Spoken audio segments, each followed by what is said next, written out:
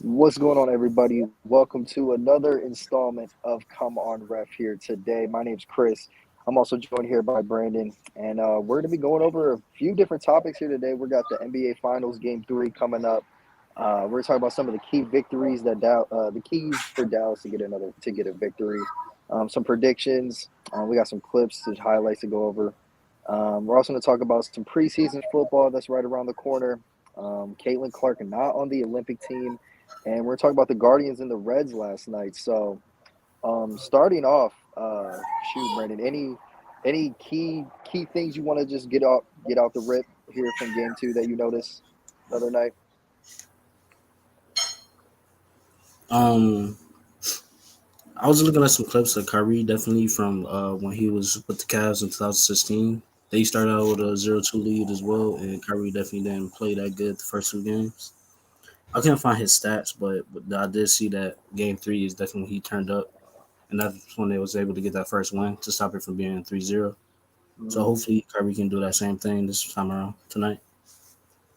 Yeah, no, I actually have it pulled up right here. He had 16. I want to say it was a 16 points, 2 boards, 6 assists. I mean, I honestly think it's going to be a little bit different in Dallas. I know the other day I said that I thought Dallas was going to come out and just punch him in the mouth, but hey, that was not the case whatsoever. I think so. A lot of the situations that Dallas has gotten into early in the first couple games is the first thing that jumps out to me is their turnovers. In the last game they had what is this? Let's see, they had It was like 13, I 15. think. They had 15 Yeah. turnovers. Yeah. So I think with them being at home, that they just limit the turnovers, and Kyrie just it just acts like Kyrie. He hasn't been himself, in my opinion. I think the noise got to him a little bit being back in Boston since leaving. I think that kind of got to him a little bit. Um, after the first game, he came out and said he thought it was going to be louder, so maybe they were a little bit louder in game two. Um, but yeah, but with them being down 0-2, we actually looked into it a little bit. There's been 5 teams that have been down 0-2 in the NBA Finals and actually came back and won it. First team was the Milwaukee Bucks in 2021, the Cleveland Cavaliers in 2016, the Miami Heat in 2006, Portland Trailblazers in 1997, and then the Celtics in '69. And one thing that I noticed with all those teams that have been down 0-2 and have came back, um, those teams had two superstars. The 2016 Cavs, those Bron and Kyrie. The Bucks had Giannis, and I mean they pretty much had a solid roster throughout. But the Miami Heat, in 2006, Dwayne Wade, Shaquille O'Neal. Um, that's what I really noticed is these teams had these two superstars that gives them the chance and the opportunity to even come back 0-2. So I mean, with Game 3 being back in Dallas, Luka's going to be Luka. Kyrie just needs to be Kyrie, and I think Dallas can slip away and actually pull this one out. I actually think on all the sports books, I think the Dallas is favored to win this game tonight. Yeah, I believe so. I've been seeing a lot of people saying they got their money on the Cavs, the Mavs at 7. As long as PJ Washington and Gafford can, get at least 15 points each, I feel like that can help Luca and Kyrie kind of step it up and do what they need to do to finish. And and speaking of which, like with the turnovers, another thing that it was just really bothering me. It was really bothering me. After possession, Dallas is not going to win a game if they just keep coming down the floor and it's just iso ball with Luca. I get it if your other teammates aren't making shots and people aren't getting anything to fall. Um, I just with the brand of you're in the finals. Every possession matters, and if you just keep coming down the floor and it's iso ball over and over, they're gonna pick up on what they're doing. So if they can get Yeah, away you're from the gonna lock iso them up. ball, right? If they can get away from the iso ball, limit the turnovers, and hopefully now that they're in Dallas, the refs they'll maybe get a couple more calls because I caught a few calls where it's like Kyrie would come down and Right. do one thing and they'd call a foul, and then Boston would come down back down the other end. It would be the same exact thing Kyrie just did, no call. Like it was just little things like that. But I think just being back at home, they're going to be more comfortable. Those open jump shots that they kept missing in game 1 and 2. I think a few of those are going to fall just because they're back in Dallas. So if I had to go ahead and pick a prediction, I think Dallas will take this game three. Um, do you think Dallas is going to get this one or no? I feel like they have to. You know what I'm saying? If they don't, then like it's just a death sentence if they don't. Because they got Drew Holiday for the Celtics, Jalen Brown, Tatum, White, and Porzingis all getting over 15 points this last game. So it's like if y'all can't stop them from scoring or at least be able to do the same, it's just there's nothing they can do. So they got a lot riding on this game. So I feel like they're gonna go hard just so they can be able to secure that win. Since we last jumped on this the other day, had your predictions changed at all? Who do you has it changed since the last time we jumped on this? I'm gonna go off of how they play tonight before I Mm, make like a full assumption because Curry could come out and get 25 points tonight. You know, like 6, 7 assists. yeah, We never know. We just gotta see how they play. yeah, I know that. Like that just goes back to like they have Luca and Kyrie. I mean, shoot, Luca's gonna be Luca. Just Kyrie just needs to be Kyrie, and I think that's what's really gonna get him over that edge, especially just being back at home. A few of those jump shots they kept missing, I think they'll knock a few down. So, um, I think if the way the series is going, I don't think my MVP predictions have changed. I think it's going to be Luca if the Mavericks pull it out and then shoot. Another thing I noticed, Jason Tatum has the worst field goal percentage since the finals was a thing. I think he's shooting 32% from the field. So if they keep if Tatum keep going at this rate, I think Jalen Brown might go ahead and get the MVP if Boston finishes it up. I can see that too because he was definitely doing good field goal wise and 3 point wise as well. So it's like they really Hmm. needed to score. They can always depend on Jalen Brown. Right. That's an easy showing for that. I mean, I don't know, man.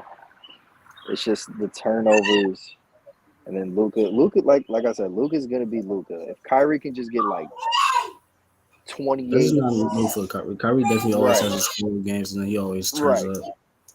If I Kyrie just can seen just a get clip his of him like in New York. He had 20, got the when he got the 50 points. Like that was just crazy. mhm, So it's like I know he can do it. It's just it's on him. it really is. If he can get around like that 25 mark, 6 and 5, a few of those open shots that they were missing in Boston, if it falls, I think they'll have a series. And another thing that's really might change the landscape of the series. Porzingis got hurt. I don't know exactly what it was. Um, Porzingis ended up getting hurt again. Let me There was some see. type of leg injury, but they said I seen that Yeah, he was play today, but I'm not sure if he's gonna be able to play tonight. he's day to day with a left leg injury. That's the same leg that was hurt before. So I don't know if that's going to limit his minutes. I mean, it's definitely. I mean, it's going to bother him. It's going to definitely bother him. I don't know if that's going to limit his minutes or not, but that could be a turning point. That could be a huge turning point in the series. Yeah, he had 16 points, I believe, last game. So it's like Yeah. that's a. I'm not gonna say that's a huge loss for them, but that's a good advantage for the Mavs to be able to try to even the scoring ground with each player. 'Cause they only have 4 players with over 10 points. They have 5, so it's like that's a big difference right there. Mm, That I might mean, be the push shoot. that they need to get up one game. And this is. I mean, I played basketball. I played basketball for all 4 years of high school. A couple of colleges leaving me, whatever. I just didn't want to go away from home. But one thing that I never understood is like if you know a player is hurt or injured or not 100%, like attack that. I don't. I like attack that. Take advantage of it. You know a player's hurt, like run a screen off them. Like set a nice little solid screen. Like do like if a player isn't 100%, don't be dirty with it, of course, but it's like take advantage of it.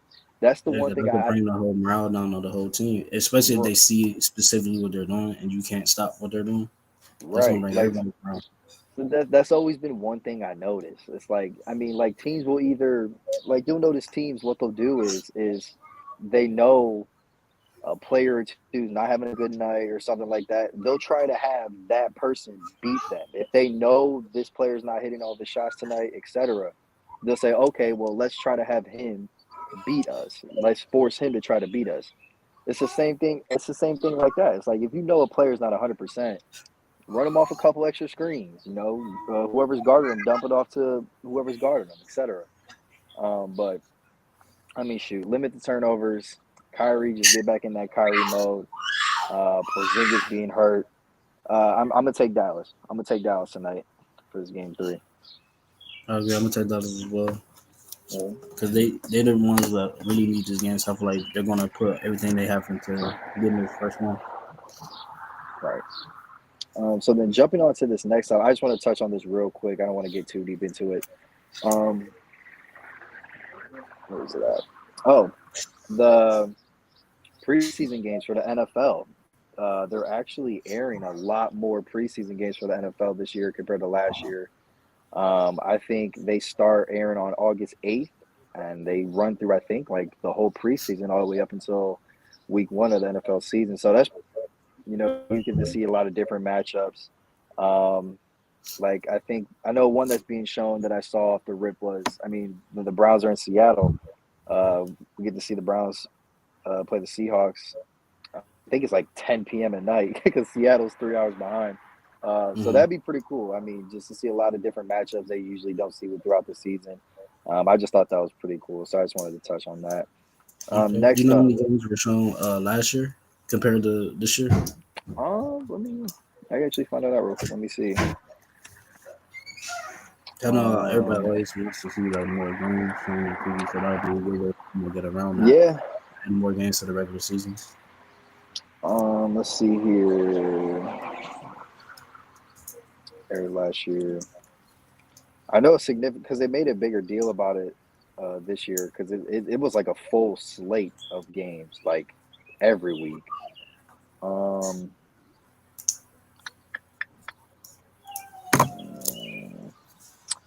I don't see how many were aired, but I think there's a lot more games that are being aired this year compared to last year, from what I can see. So that should be pretty dope.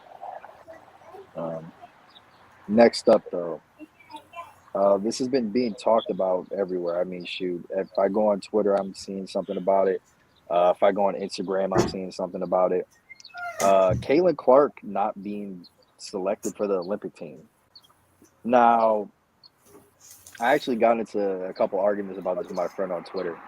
Um, just because, and I'm not taking anything away from Caitlin Clark. I'm not taking anything away from her basketball skill, her popularity, what she's done for women's basketball. I'm not taking any of that away. Just because of someone's popularity just doesn't mean they should just get a spot on the Olympic team. Yeah, I mean, exactly. you can make a couple arguments for the people that are on the team, like yeah, she should be on there over her, etc. But it's it's not just how they're playing right now. This Olympic team has won, I think, 7 straight gold medals.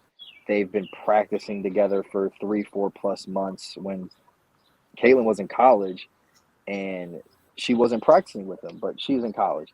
So Hmm. there's a lot of other things that go into it. It's like the chemistry with the team already, um, the experience that these players have. Like Kayla's also a rookie. She's a rookie. But like I fully understand like the pull she gets from audiences. I'm not taking any of that away. But I just don't simply think that someone should be put on a basketball team simply because their popularity. I feel like the WNBA maybe, yeah, especially since they're trying, they've been trying to raise their salaries and bring more viewership to them. But Olympic team wise, I feel like there might be like a set standard or something maybe that she didn't either qualify for, or they were looking for like a different type of player. Because I went and looked up some like facts about WNBA rookies that actually did play in the Olympics, and there's actually four since 1996. They had Rebecca Loco, Diana Taurasi in 2004, 2008, Candace Parker, and then the last one, 2016, was Breonna Stewart. And all of their stats are actually kind of similar. Kellen Clark's stats right now, as of the season, is 16.3 points, 4.9 rebounds, 6 assists, 1.5 steals. But then everyone's also kind of similar. Rebecca Lobo, 12.4 points. Diana Taurasi, 17 points. Candace Parker, 18.5. Brianna Stewart, 18.3. That's not too much more than what she has right now, but maybe it's either like the way she's playing or maybe they don't want all of the attention that she's getting right now to kind of reflect the U.S. team, which makes sense because Shakari Richardson just didn't get picked for the women's Olympic team for the racing as well, which I feel like Mm, it's the same thing. It's the attention that they might bring. right. I mean, well, like I said, like I get what she does for the game. I get what she has. I mean, shoot, they have to change arenas because she brings such a crowd. Like I fully Mm-hmm. understand that. But it's like I think what it boiled down, this is just in my opinion, I think it just boiled down to the experience and Mm-hmm. the chemistry that this team already has. I mean, granted, I think even Stephen A says something about this. It's like if you have Caitlin Clark on the team, if she's on the team or not, they're probably gonna still win the gold. I mean, they've won it, I think, 7 straight years. So I mean, Mm-hmm. yes, she should have been on the team, but just the uproar of everyone talking about this, I just don't think she should just be put on the team just because of popularity. Yeah, of course. Everybody has to earn their spot. You know what I'm saying? Like you said, she hasn't been practicing Exactly. with the team and everything like that. So it's like that's just like with Brownie when he was going into the draft. Like everybody was expecting him to just get drafted. It doesn't work like that. Exactly. You gotta earn your spot. You gotta put in the work, just like everybody else. Like I think I made a little comparison, but I actually I want to tweak that comparison a little bit. It's like I said something like that's like people being mad that Bronny's not on the USA team just because he's LeBron's son and his popularity. Let's tweak that to like the draft, like you just said. Just because he's LeBron's son doesn't mean he's going to get drafted in the first 5 picks or this should be first overall. Yeah, there are teams that may have a need that he could fill, but no team or general manager is just gonna go, "Oh, that's LeBron's son. We're drafting him first overall." That just doesn't make sense. Exactly. He could get drafted to a team and still end up going to the G League if they really needed him to, just so they can Right. build up his experience and everything. You can't just all go off the name, especially if he's not putting in the work. But yeah, I just think it just boils down to the practice time and the camaraderie this team probably has had just practicing with each other the last 3 4 months, and I think that's more of the more. I think that's what more went into the decision of her not getting on the Olympic team. Yeah, and it could be things that we not even seeing. Maybe it could be her attitude, Right. or anything like that. Especially if you're Right. gonna be playing players from overseas, because it was a lot with the last Olympics. I seen a lot of them were saying they were better than U.S. players. So I can imagine there's a lot of like trash talking and everything like that. And if you're somebody that can't handle that, or you can't handle like the pressure, like some competition, it's gonna show when you play. It's gonna show whenever they have hard fouls and things like that. So maybe like a lot of that can go into it as well. Especially with Right. all the drama with her like going through the fouls and like everything being changed on calls stuff with her and injured Reese. I feel like it was a smart move. Actually, I want to. I'm actually curious about that. Like all the players on the women's Olympic team, how many years have they all been in the league? I mean, like you said, there was 4 rookies that have played on the Olympic team. Yeah, I think it's every. Well, it looks like there was an 8 year gap from '96 to 2004. Mhm. Then it was again in 2008, but then not again until 2016. I want to see if I So can see real quick how many years. Uh, so let's just see what the age. 27, 29, 31, 30, 26, 33, 29, 29, 42, 26, 27, 32. So yeah, so like it seems like with all the players that are on the route, like they've been in the league for a the while. older, You it's know, more they experienced players. Yeah, right. They're more older, more experienced. They've been practicing with each other. So I think that's what really boiled down into the decision. I like even Stephen A said, if she's on the team or not, I still think they're gonna win the gold. But maybe they just wanted to. I mean, we don't know. Maybe they didn't want all this attention that she would bring to the team. Maybe they didn't hmm want to deal with all the media, deal with all the talk, deal with all this kind of stuff, etc. So maybe that also played into a role of it as well. It could also be maybe they want to show that outside of the big rookies that we have this year in the WNBA that we can still like what I'm saying win, which I think is a Right, smart move as well because you don't right. want their names to carry over the hard work that everybody on the team's gonna put in because they're only gonna show their highlights and only show what they're doing compared to everybody else. Hmm.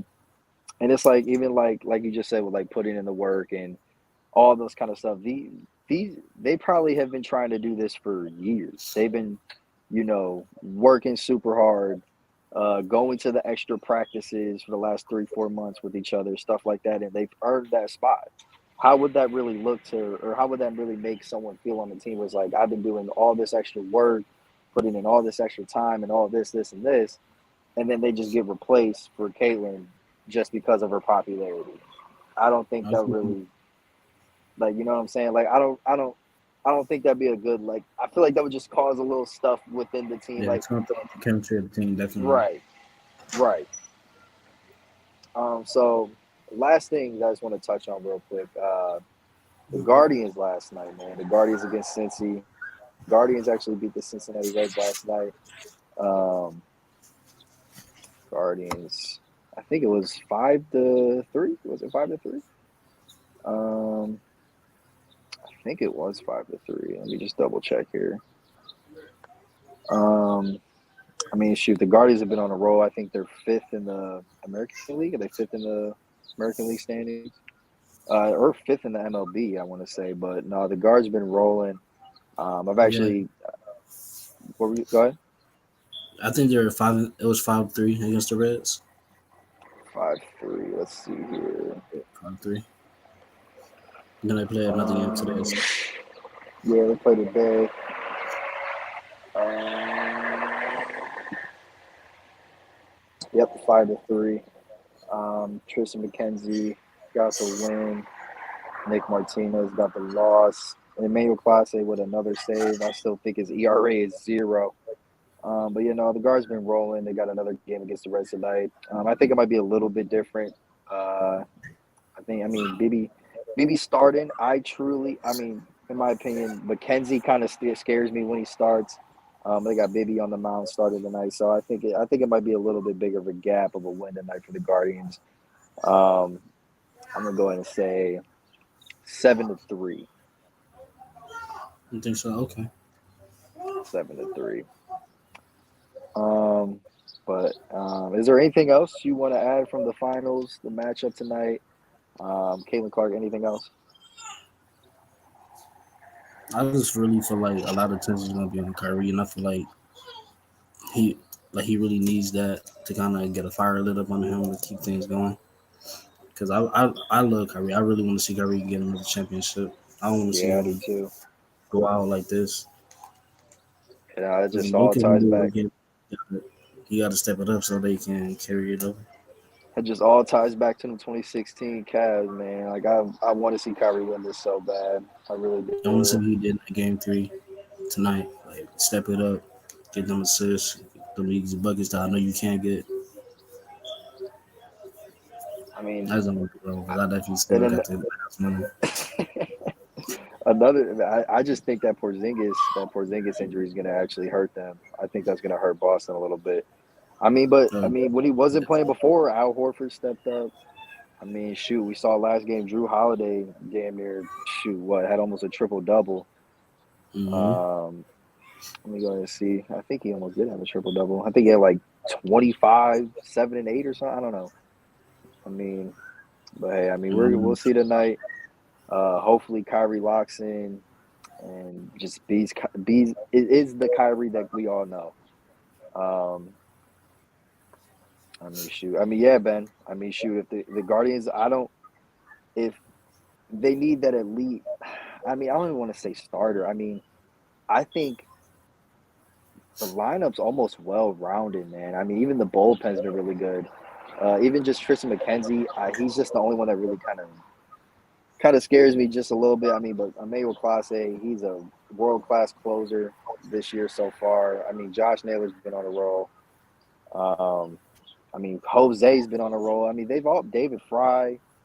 shoot, I mean Quan. I mean they've been rolling, but if they could get that elite starter, that will definitely bring them over that hump of kind of being almost like that, kind of like the New York Yankees right now. I mean, the Yankees only are up a couple games, I think, on the Guardians. I think they only like have like 2 games of a better record than us. But the Guardians can get that elite starter, it would definitely be a difference. Yeah, for sure. Well, that's gonna wrap it up here, guys. Again, my name's Chris, along here with Brandon. See you next week.